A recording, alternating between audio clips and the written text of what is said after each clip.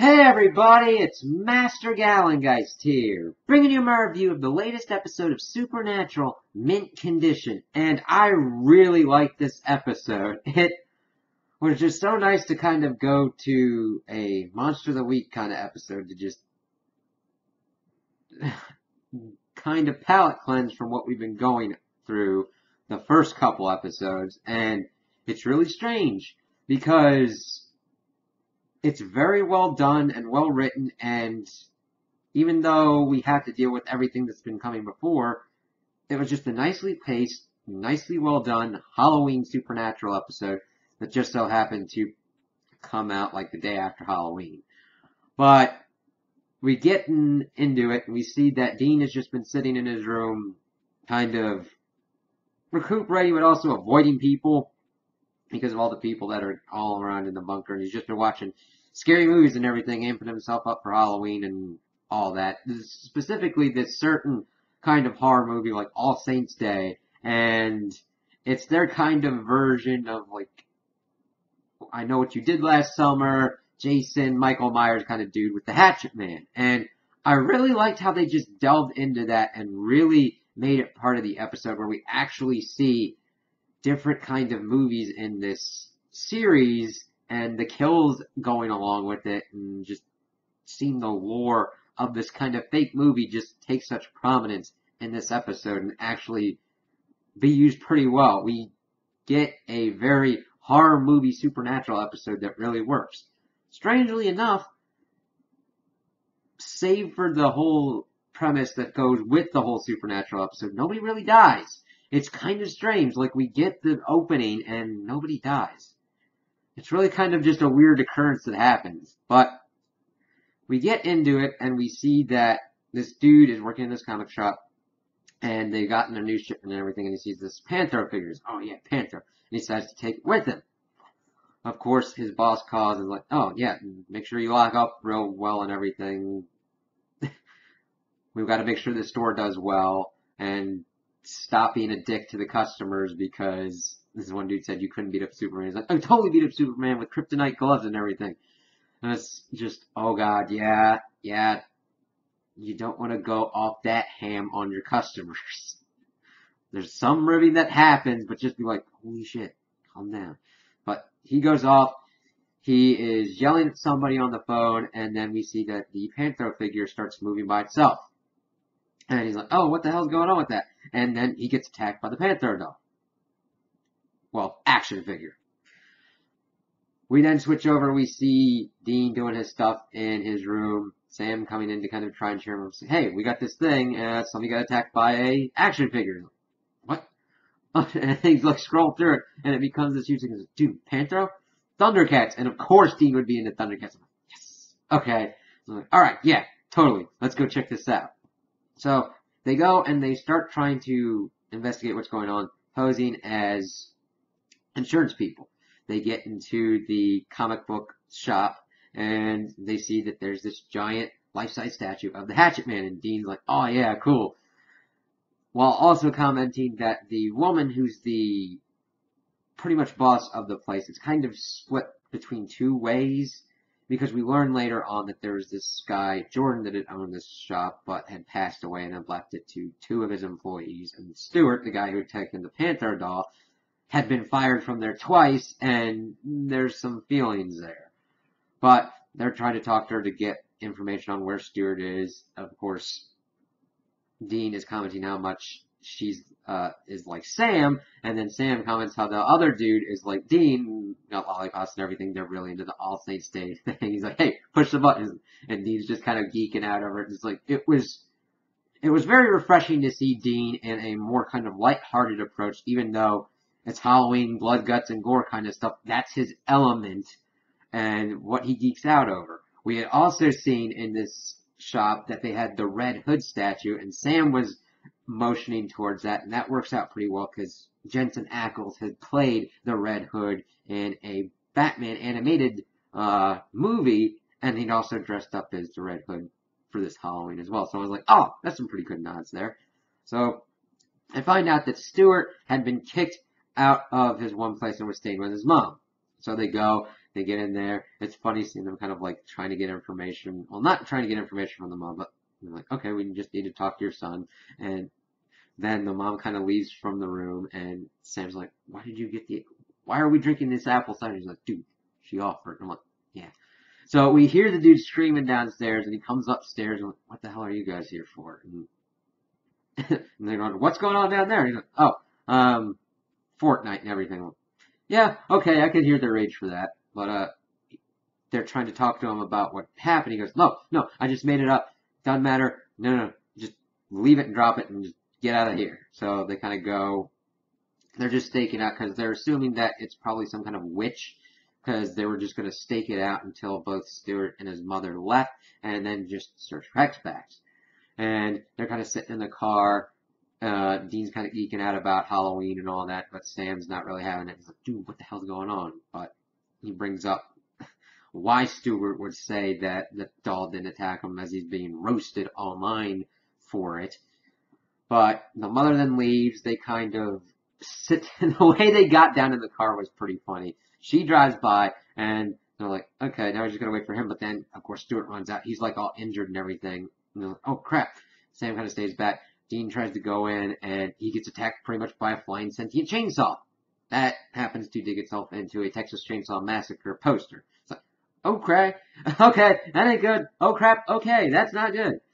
So they get Stuart to the hospital. He's okay. The mother thanks them for that, and Sam goes, okay, I'm gonna go check and see what's going on, and that's where it kind of dovetails. Dean stays to try and pretty much see if Stuart's okay, kind of watch over, see if something is going to attack him there.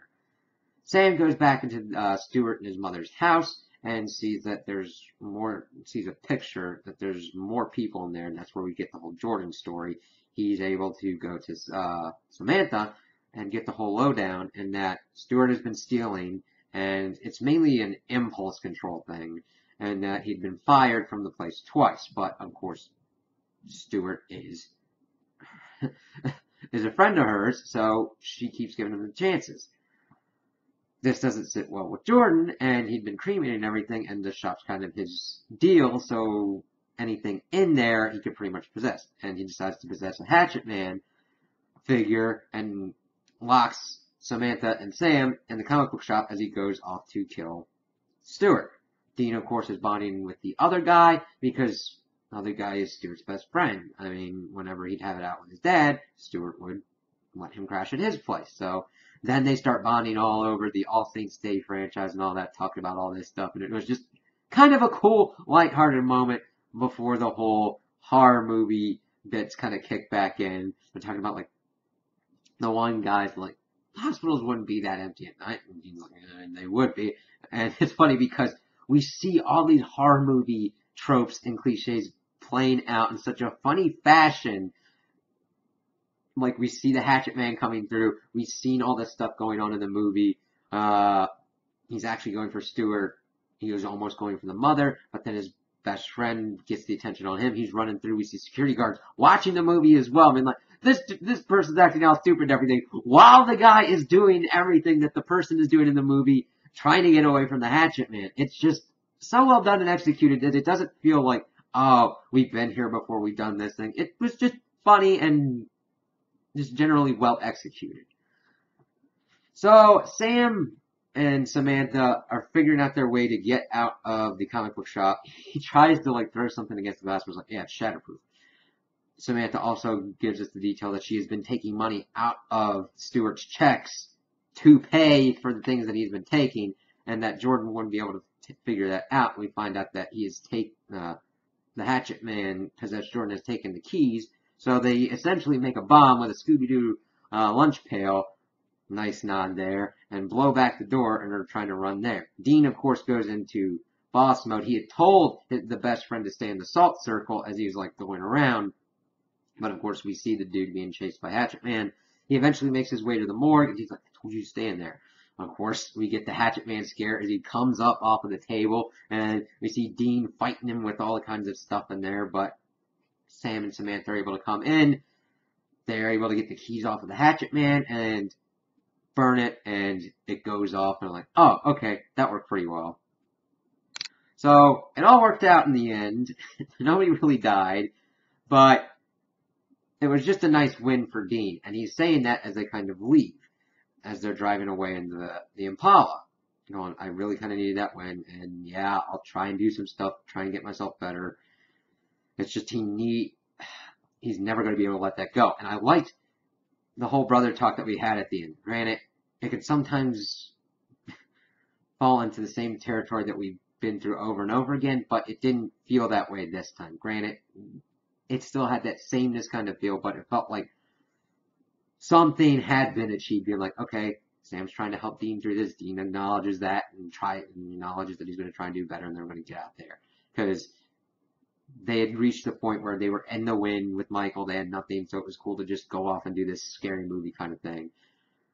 Dean's like, okay, we got to get you into Halloween. What happened? And we get this story that Sam had been invited in about the 6th grade to this girl's party that he really liked, and they got to bobbing for apples, and he was really nervous, and he threw up everywhere and on the girl that he liked. And that's why he was like out in the woods when Dean found him. He's like, dude, okay, we're going to do this better. We're going to dress up together. Batman and Robin. I'm like, and he goes through all these different ones. He gets to Thelma and Louise at one point. He's like, nah, don't worry, we'll get this good. And the ending goes, and we see a security guard looking at the Hatchet Man figure, well, life-size model, and it actually does one of the button pushes and says one of its phrases. So it's like, oh, Jordan might not be completely gone, but I think of it more as that horror movie last kind of scare tactic, oh, there could be another sequel kind of thing. So I'm glad that that was done at the end because it just was a nice end cap to this kind of send up to Halloween and horror movies and everything with that and with Supernatural. It just really was a nice break and showed me that there can be good writers in here. I'm looking at this and I'm going, what have you been doing? This needs to be done also with the main story. I'm going, if I can watch this episode and be like, geez, this is really well done, really well paced, and just really well written, why are we having such problems with everything else with the main overarching story? I'm like, I mean, crap. They had even created its own internalized lore for this episode, for this Hatchet Man movie that they kind of stuck to and was talking about and everything, and we're having issues with the main lore. I'm like, So, I really like this and hope that who was ever writing with this episode can somehow pound some sense into what's going on with everything else in the main story. So those are my opinions on the episode. Tell me what you guys think in the comments below. If you liked it, if you didn't like it, if you agree with me, if you disagree with me. Also like and subscribe, and I hope you have a good day.